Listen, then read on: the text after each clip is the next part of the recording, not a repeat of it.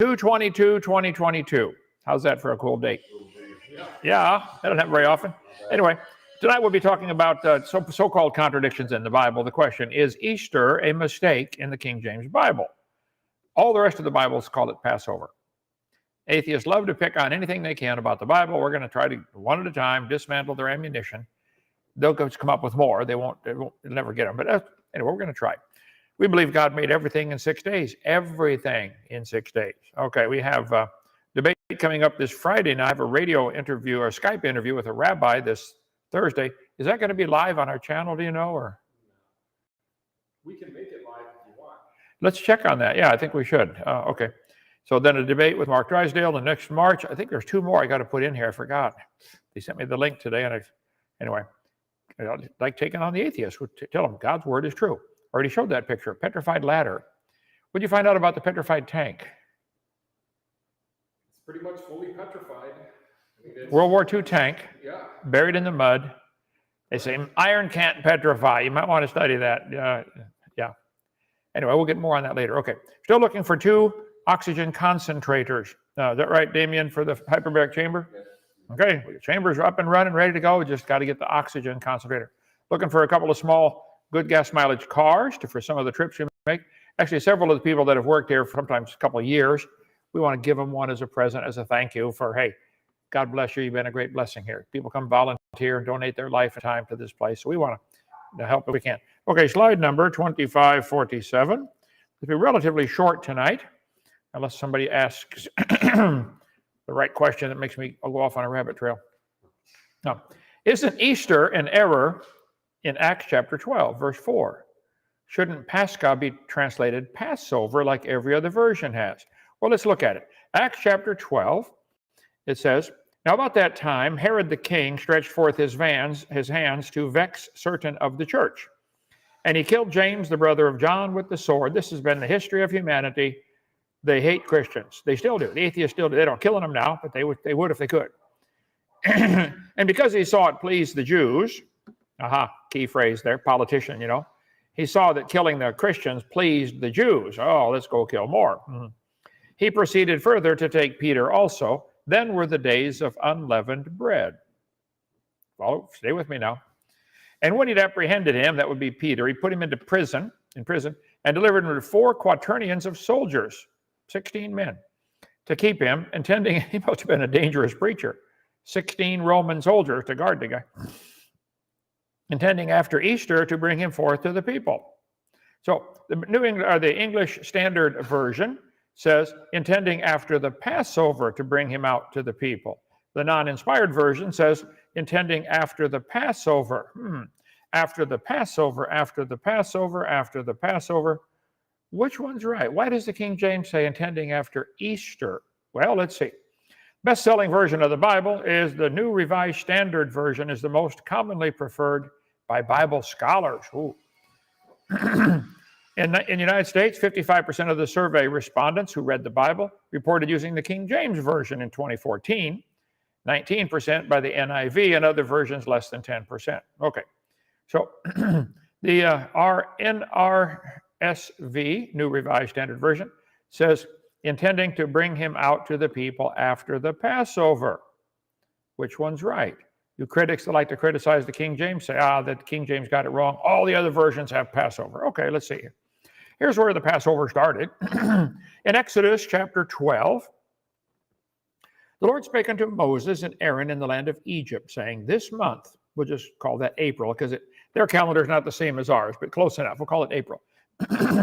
This month shall be unto you the beginning of months. So their calendar year starts differently than ours. We start ours in January. It shall be the first month of the year to you. Speak ye unto all the congregation of Israel, saying, in the 10th day of this month, April, they shall take to them every man a lamb. So every family get a lamb ready. According to the house of their fathers, a lamb for a house. So let's just call it April for sake of the discussion here. April 10th, everybody pick out a lamb. Okay? And if the household be too little for the lamb, it's interesting, the lamb's never too little for the household. The household might be too little for the lamb. Let him and his neighbor next unto his house take it according to the number of the souls, Every man according to his eating shall make your count for the lamb. I don't know how many people it takes to eat a lamb. Let's say it's 4, 5, 10. So if you don't have enough in your family, invite the neighbors over for lamb chops. Simple enough, okay? Your lamb shall be without blemish, a male of the first year. Ye shall take it out from the sheep or from the goats. And ye shall keep it up until the 14th day of the same month, because they had to watch to see, make sure it didn't have any blemishes. Select the lamb, say this is the one, watch it for 4 days until the 14th. Make sure that it's a perfect lamb. The whole assembly of the congregation of Israel shall kill it in the evening. So everybody, same time, sundown, everybody kills their lamb. And they shall take of the blood and strike it on the 2 side posts and on the upper doorpost of the houses wherein they shall eat it. So on the 10th, they pick the lamb. On the 14th, they're going to eat it, have the feast. By the way, Vincent, all of our critters up north, our lambs need to be, the wool needs to be shorn off. They're getting heavy.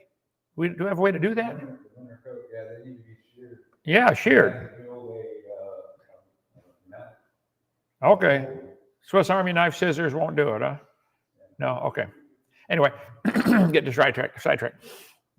So they're going to keep the lamb till the 14th. And ye shall eat the flesh in that night. What night? The 14th. Roast with fire and unleavened bread, and with bitter herbs shall they eat it. They shall eat it. Eat not of it raw, nor sodden it all with water, but roast with fire, his head with his legs, and with the purtenance thereof. Ye shall let nothing of it remain until the morning, and that which remaineth of it until the morning ye shall burn with fire. And thus shall ye eat it, with your loins girded. So you're going to have supper with your clothes on, and your shoes on, and your staff in your hand, ready to run. Because what ended up happening, this was the night when God finally convinced Pharaoh to let him go. And Pharaoh said, get them people out of my country now. And so they took off that night. And for the next 7 days, they had to eat unleavened bread because they were traveling. It wasn't time to let the bread yet rise. Okay? Let's see, your staff in your hand, you shall eat it in haste. It is the Lord's Passover. There it is, Passover. For I will pass through the land of Egypt this night, and will smite all the firstborn in the land of Egypt, both man and beast, and against all the gods of Egypt I will execute judgment. I am the Lord. And thus shall ye eat it, with your loins girded, your shoes on your feet, your staff in your hand, and ye shall eat it with haste. It is the Lord's Passover. For I will pass through the land of Egypt this night, and will smite all the firstborn in the land of Egypt, both man and beast, and against all the gods of Egypt I will execute judgment. I am the Lord. And this is when Pharaoh's own son died that night, and the oldest son in every house died. And finally Pharaoh said, get him out of here. And the blood shall be to you for a token upon the houses where ye are. And when I see the blood, I will pass over you. Remember, they killed the lamb, take the blood, sprinkle it on the doorpost on the outside. Angel would pass over that house. And the plague shall not be upon you to destroy you when I smite the land of Egypt. And the blood shall be to you for a token upon the houses where ye are. And when I see the blood, I will pass over you. Okay, that's where we get the word Passover. And this day shall be unto you for a memorial. Ye shall keep it a feast to the Lord throughout your generations. Ye shall keep it a feast by an ordinance forever. 7 days shall ye eat unleavened bread. And even the first day ye shall put away leaven out of your houses. For whosoever eateth leavened bread from the first day until the 7th day, that soul shall be cut off from Israel. So 10th they pick a lamb, 14th they kill it, put the blood on the doorpost, and the angel passed over them. For the next 7 days, they're running away from Pharaoh because he did change his mind. And 3 days later, it took them 3 days to catch him. They crossed the Gulf of Aqaba. We cover that later, not the Gulf of Suez. So for 7 days, they're running and eating unleavened bread. In the first day, there will be a holy convocation. In the 7th day, there shall be an holy convocation. No manner of work shall be done in them, save that which every man must eat. That only may be done to you. See, God is telling them, not only is this going to happen tonight, but you're going to remember this every year. This is your Passover celebration every year from now on. And they still do it, the Passover, okay? Ye shall observe the feast of unleavened bread, for in this same day have I brought your armies out of the land of Egypt. Therefore shall ye observe this day in your generations by an ordinance forever. I want you to do this from now on, Moses. In the first month, the 14th day of the month at even, Ye shall eat unleavened bread until the 21st day of the month at even. 7 days shall there be no leaven found in your houses.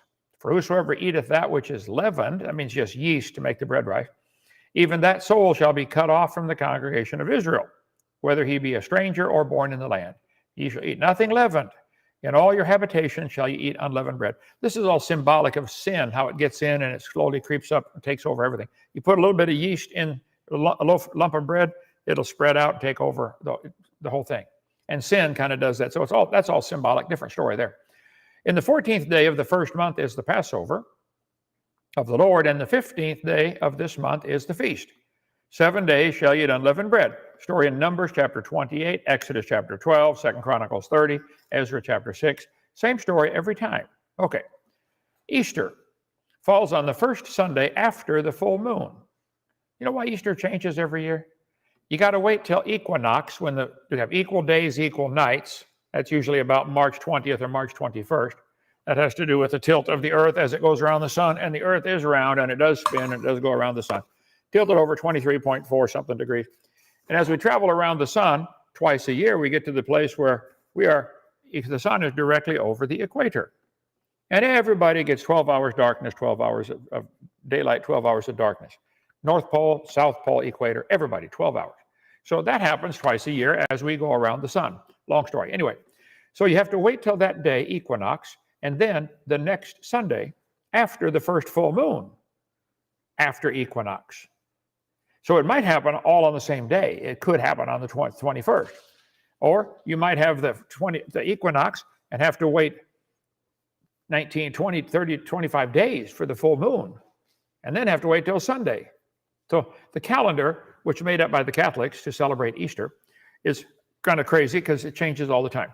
The date of the Paschal full moon used to determine the date of Easter is based on mathematical approximations following a 19-year cycle. Okay. So this year, April 17th is going to be Easter Sunday. Here's some points to ponder about Easter. The Passover was at night on the 14th day of April. The 7 days of unleavened bread always followed the Passover. The pagan festival of Ashtar or Ishtar or Easter, the pagan festival, was always held late in April to celebrate the earth regenerating itself. Hey, plants are growing again. That's why they use symbols like rabbits, Playboy bunny, eggs, the fertility symbols. They used fertility. It was a giant sex orgy is what it was. Ishtar, the goddess Ishtar. Easter was originally the celebration of Ishtar, the Assyrian and Babylonian goddess of fertility and sex. Her symbols, like the egg and bunny, were and still are fertility and sex symbols. Did you actually think eggs and bunnies had anything to do with resurrection? How many of you had Easter egg hunts when you were a kid at your church on Sunday? Yeah. It's a completely pagan holiday. Ishtar, Easter. The chief Babylonian and Assyrian goddess associated with love, fertility, and war. Okay. Is Easter a pagan festival? Well, it turns out Easter actually began as a pagan festival, celebrating spring in the Northern Hemisphere long before the advent of Christianity. In the first couple of centuries after Jesus' life, feast days in the new Christian church. Oh, now this ABC News got it wrong. This was the Catholic Church that started this because they didn't start till a few centuries after Christ. But the new Christian church were attached to old pagan festivals. That's right. The Catholic Church took a lot of old pagan festivals and tried to Christianize them. They picked Easter and said, let's call that the resurrection of Christ. It got nothing to do with it, all right? What is the meaning of the name Ishtar? The mother goddess Ishtar, Ashtaroth, Ashtoreth, etc., was worshipped by the Assyrians and Babylonians as the goddess of love, war, justice, and fertility. So the 7 feast days are never called the Passover anywhere in Scripture. The Passover was one night and then 7 days of the feast. Peter was arrested during the days of unleavened bread, which means the Passover was gone. Think about it. Herod wanted to kill him during his own pagan festival of Easter coming up in a few days. King James is the only version to get it right. Only one. About that time, Herod the king stretched forth his hands to vex certain of the church.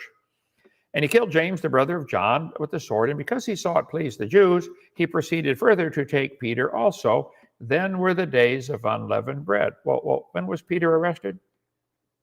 During the days of unleavened bread. Passover is gone.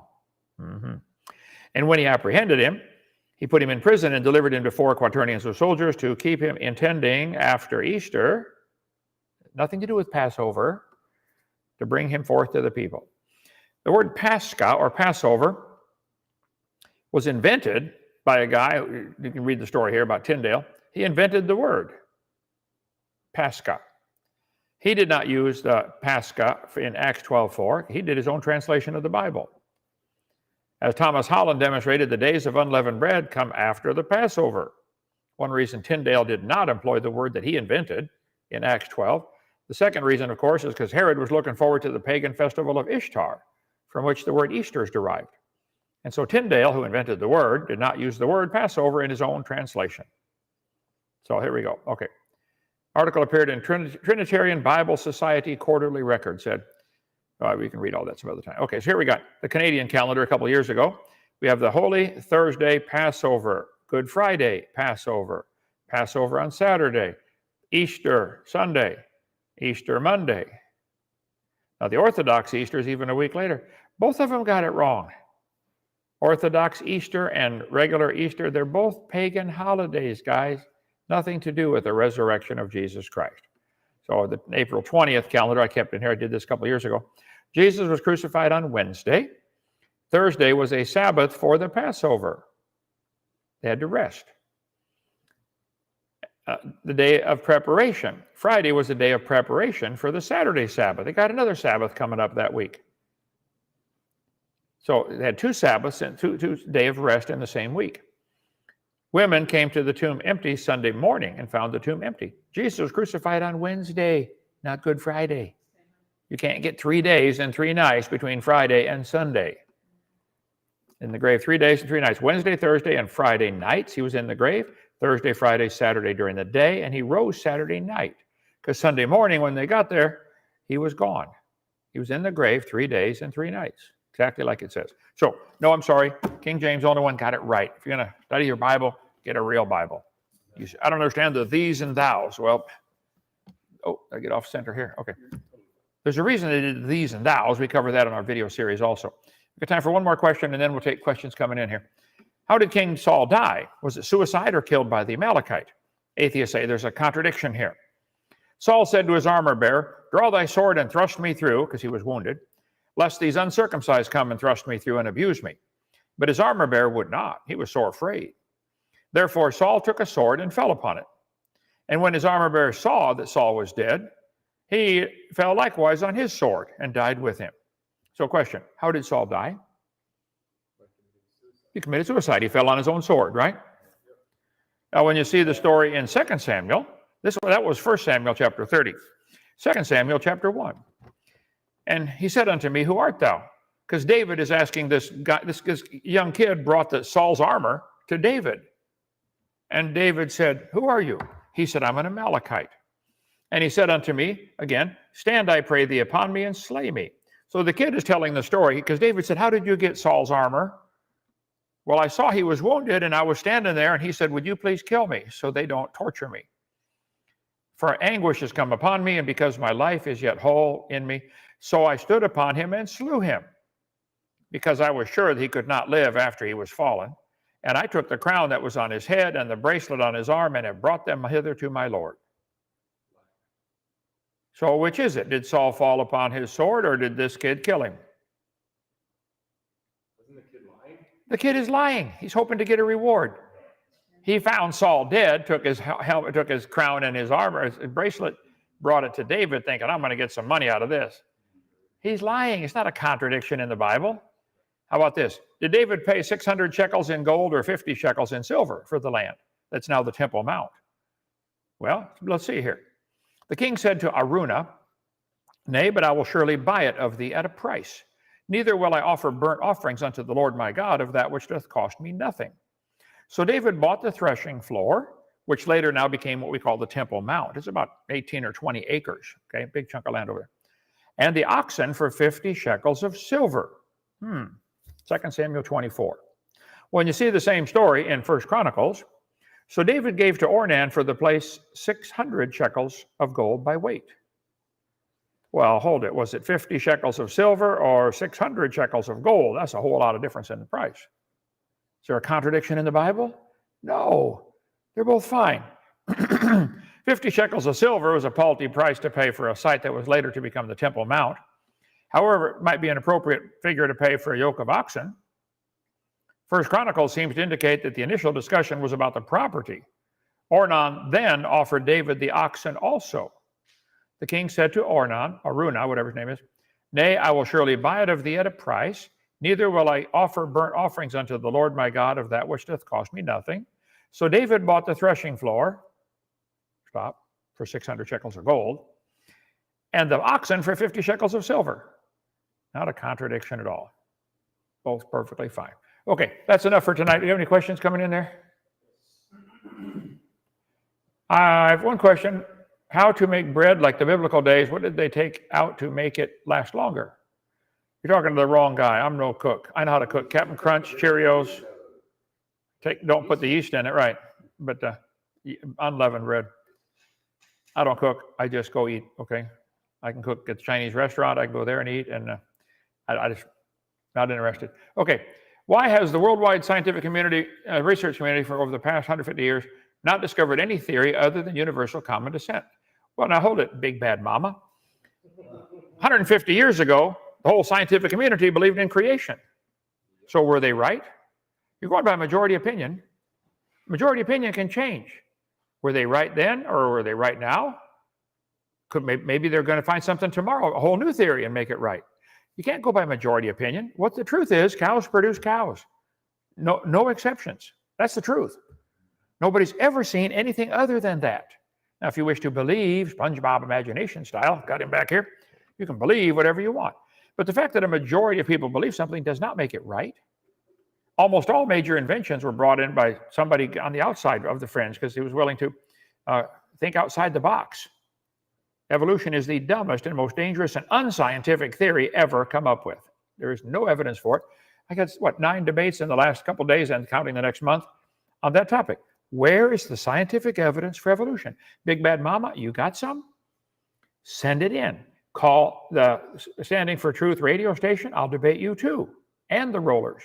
So we'll have a debate. Where's the evidence for evolution? I will take the position there is no scientific evidence to support the general theory of evolution. None. It's pure imagination. But if you don't support it, you won't get a job. And you won't get peer-reviewed papers published, and therefore they say, aha, see, no peer-reviewed. I bet there's no peer-reviewed papers against communism in North Korea right now, is there? This question that they're asking is flawed right here. It says, with homozygous DNA, those people were not homozygous, they were heterozygous. Well, yeah, Noah and his family. With 8 people, homogeneous DNA, repopulated a world ravaged by a catastrophe. Well, first place, we don't know who Noah's sons married. Might have been quite a genetic gene pool already. Secondly, this was when the gene code was pure and had very little defects. We now are carrying quite a genetic load. From the creation up until Noah is about, let's see, 1, 2, 3, 4, 5, 6, 7, 8, 9. Noah is the 10th generation, 10th from Adam. There would not be a great genetic load by then, especially living in a much more near-perfect world. Today, we have quite a genetic load. If you marry closer than a first cousin, you're asking for disaster with the offspring, usually some kind of deformity. So I think they could repopulate the world, no problem. You want to believe, talk about a genetic bottleneck. You think they all came from a rock. That's a genetic bottleneck. Okay? That was a question. That's it. Any from the crowd here?